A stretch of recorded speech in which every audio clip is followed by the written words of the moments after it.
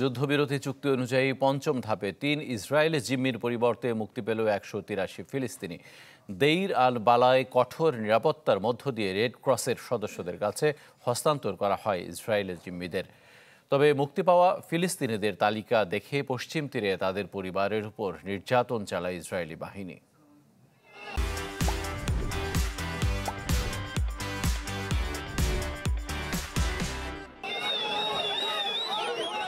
Israeli কারাগার থেকে মুক্তি পাওয়া প্রিয়জনকে কাছে পেয়ে এভাবেই উল্লাসে মাতেন ফিলিস্তিনিরা।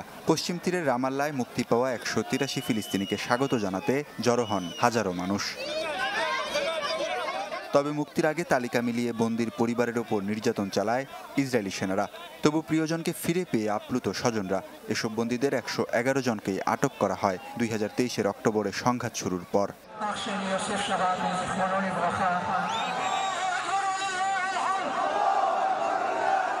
একই দিন মুক্তি পেয়েছে এলি সারাবি, ওরলেডি ও ওহাদ বিন নামের ৩ ইসরায়েলি। বন্দি বিনিময়ের জন্য দেইর আল বালায় মঞ্চ তৈরি করে ফিলিস্তিনের স্বাধীনতাকামী গোষ্ঠী। সেখানে ছিলেন কয়েকশো হামাস সদস্য।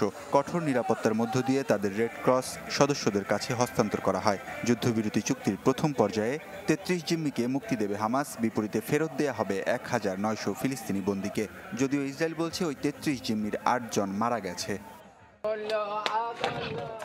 এদিকে স্বাধীন ফিলিস্তিন রাষ্ট্র গঠনে সোচ্চার সৌদি আরবকে অদ্ভুত প্রস্তাব দিয়েছেন ইসরায়েলের প্রধানমন্ত্রী নেতানিয়াহু। সৌদির ভূখণ্ড থেকে কিছু অংশ দানের মাধ্যমে স্বাধীন ফিলিস্তিন রাষ্ট্র গঠনের পরামর্শ তার।